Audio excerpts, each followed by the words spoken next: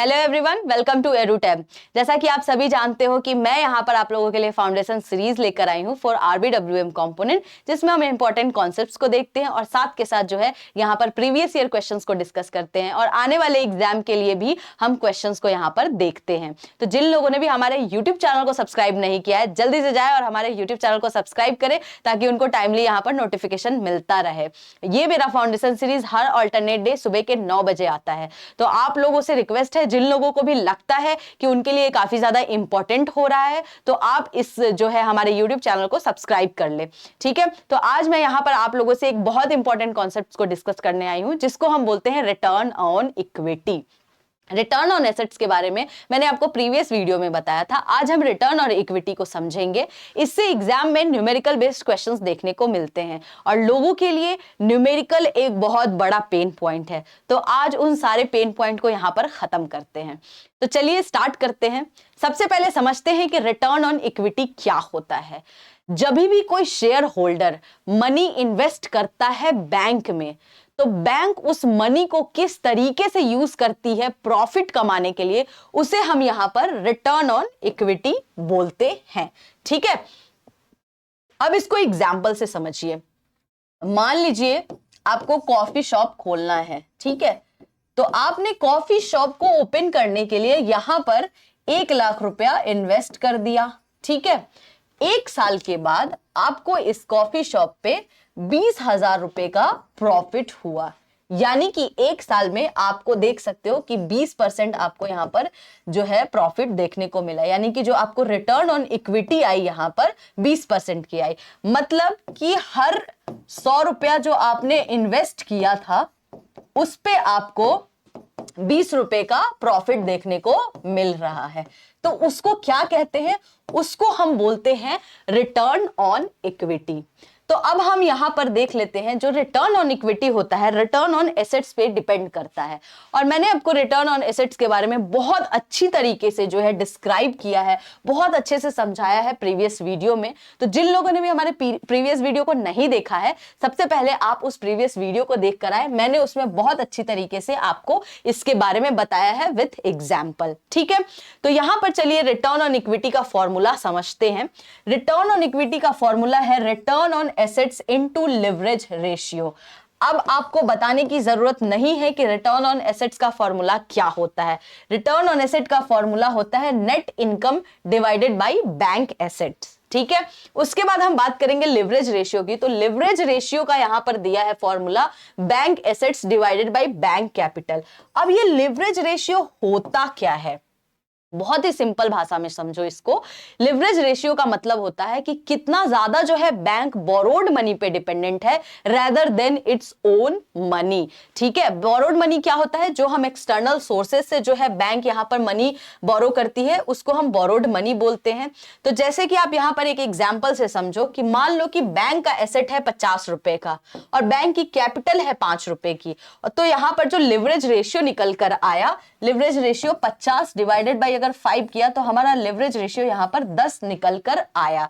इसका मतलब क्या होता है कि बैंक ने यहां पर 9 रुपए बोरो किए हैं for ₹1 of their own money. ठीक है, तो यहां पर 9 रुपए बोरो किए गए हैं अपने इसके खुद के मनी से। ज्यादा यहां पर आप देख सकते हो कि उन्होंने मनी बोरो किया है। और जितना ज्यादा आपका लिवरेज रेशियो आएगा, उतना ही ज्यादा आपको बैंक में प्रॉफिट देखने को मिलता है और उतना ही ज्यादा जो है यहां पर रिस्क भी होता है। और जितना कम आपका लिवरेज रेशियो होगा, उतना ज्यादा मतलब इसका ये हुआ कि बैंक उतना ही कम जो है बोरोड मनी का यूज कर रही है और वो सबसे ज्यादा सेफ होता है। लेकिन आपको उसमें जो है प्रॉफिट देखने को नहीं मिलता है। प्रॉफिट वहां पर थोड़ा कम होता है compare to higher leverage ratio. लेकिन अगर हायर लिवरेज रेशियो की अगर मैं बात करूं तो यहां पर रिस्क भी उतना ही हाई होता है। तो इसलिए हमेशा हमें ऑलवेज जो है सेफर साइड में काम करना चाहिए।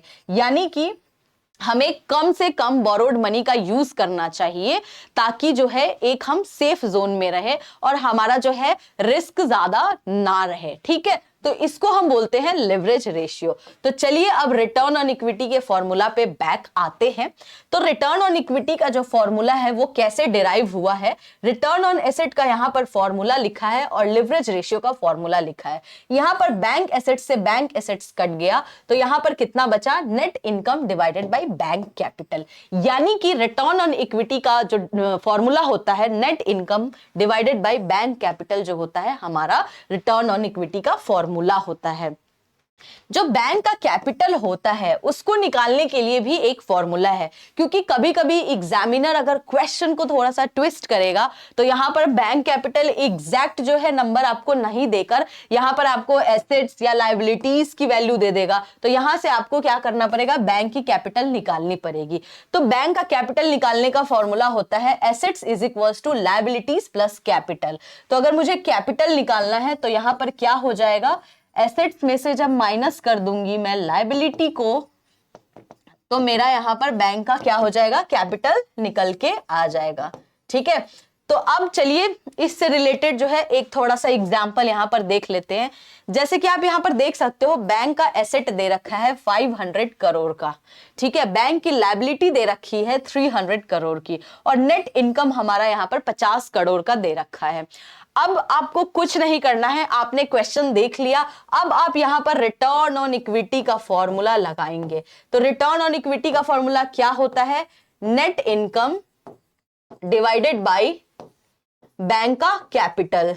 ठीक है, अब आपको यहां पर एक चीज देखने को मिल रही होगी कि नेट इनकम मेरा 50 करोड़ तो दिखा रहा है, लेकिन मेरे पास ना बैंक की कैपिटल नहीं दे रखी है। तो यहां से आप इजीली निकाल सकते हो, आपका बैंक का एसेट और लायबिलिटी दे रखा है और 500 में से जब आप 300 माइनस कर दोगे तो 200 जो निकल के आएगा वो क्या है, वो आपके बैंक का यहां पर कैपिटल होता है। ठीक है, यानी कि 1:4। ठीक है, तो आप यहां पर देख सकते हो कि कितनी आसानी से जो है आप यहां पर रिटर्न ऑन इक्विटी को निकाल सकते हो। तो यहां पर देखिए आपको रिटर्न ऑन इक्विटी निकाल कर भी दिखाया हुआ है, जो मैंने आपको यहां पर निकाल के दिखाया। 50 में से जब डिवाइड करोगे आप 200 को तो आपको 1/4 आता है और 1/4 को और ज्यादा जब आप डेसिमल फॉर्म में ले जाओगे तो 0.25 होता है। ठीक है, तो ये हुआ हमारा रिटर्न ऑन इक्विटी। यहीं पे अगर आपको बोल देता कि लिवरेज रेशियो निकाल कर दिखाओ तो आपको पता था कि यहां से आपने बैंक का कैपिटल 200 रुपए निकाल रखे थे। ठीक है, अब आपके पास यहां पर लिवरेज रेशियो निकालना था, तो बैंक के एसेट्स को हम जब डिवाइड कर देते हैं बैंक के कैपिटल से तो हमारा क्या होता है, लिवरेज रेशियो निकल के आ जाता है, यानी कि 2.5 हमारा यहां पर लिवरेज रेशियो निकल के आ जाता है। तो इस तरीके के जो है न्यूमेरिकल बेस्ड क्वेश्चंस आपको रिटर्न ऑन इक्विटी से रिलेटेड एग्जाम में क्वेश्चंस पूछे जाते हैं। ज्यादातर देखोगे तो लिवरेज रेशियो से भी आपको क्वेश्चंस यहां पर देखने को मिलते हैं। तो लिवरेज रेशियो यहां पर एक बहुत ही इंपॉर्टेंट टर्म है। तो आपको मैंने बहुत ही आसानी से बहुत ही अच्छी तरीके से आपको समझाया है कि रिटर्न ऑन इक्विटी क्या होता है और इसमें लिवरेज रेशियो का क्या काम है। ठीक है, तो चलिए एग्जाम से रिलेटेड यहां पर क्वेश्चंस को कर लेते हैं। तो यहां पर जो पहला क्वेश्चन है, company XYZ limited current net income यानी कि प्रॉफिट आफ्टर टैक्स जो है यहां पर ₹2000 करोड़ दिखा रहा है और it has a net worth यानी कि शेयर होल्डर्स की इक्विटी जो है 15,000 करोड़ की दिखा रही है। तो यहां पर आपसे पूछा है कि रिटर्न ऑन इक्विटी को जो है कंपनी के कैलकुलेट करके बताओ। तो अब आपको मैंने अभी बताया कि रिटर्न ऑन इक्विटी का फॉर्मूला क्या होता है, नेट इनकम होता है, उसको हम जब डिवाइड कर देते हैं बैंक के किससे, कैपिटल से, राइट, तो हमारा क्या निकल के आ जाता है, हमारा रिटर्न ऑन इक्विटी निकल के आ जाता है। तो यहां पर आपको नेट इनकम दे रखा है, ठीक है, 2000 करोड़ है और दूसरा आपको जो है 15,000 यहां पर क्या दे रखा है, कैपिटल भी दे रखा है। तो ये तो क्वेश्चन आपके लिए बहुत ही ज्यादा आसान दे दिया है।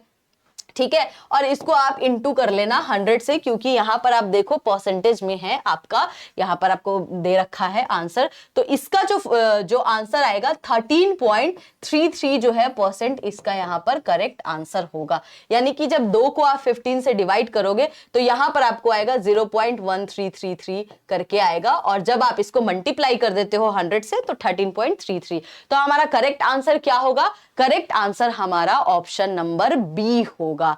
ठीक है, तो देखिए कितना आसान था। आपको अगर फॉर्मूला पता होता तो आप इजीली जो है कैलकुलेट कर पाते इसको, है ना। तो आई होप कि आपको अब फॉर्मूला तो समझ में आ गया होगा कि किस तरीके से फॉर्मूला निकालते हैं। तो चलिए आप लोगों के लिए एक प्रैक्टिस क्वेश्चन दे देते हैं, जिसका हर किसी से मुझे कहां पे जवाब चाहिए, कमेंट सेक्शन में चाहिए। आप लोग एक्टिवली पार्टिसिपेट करो, मैं आप लोगों से रिक्वेस्ट करती हूं, क्योंकि आपके लिए ही ये बहुत ज्यादा इंपॉर्टेंट हो रहा है। आपका एग्जाम आने वाला है और आप अगर जैब एग्जाम को टारगेट कर रहे हो तो ये सारे क्वेश्चंस जो हैं आपके लिए बहुत इंपॉर्टेंट होने वाले हैं।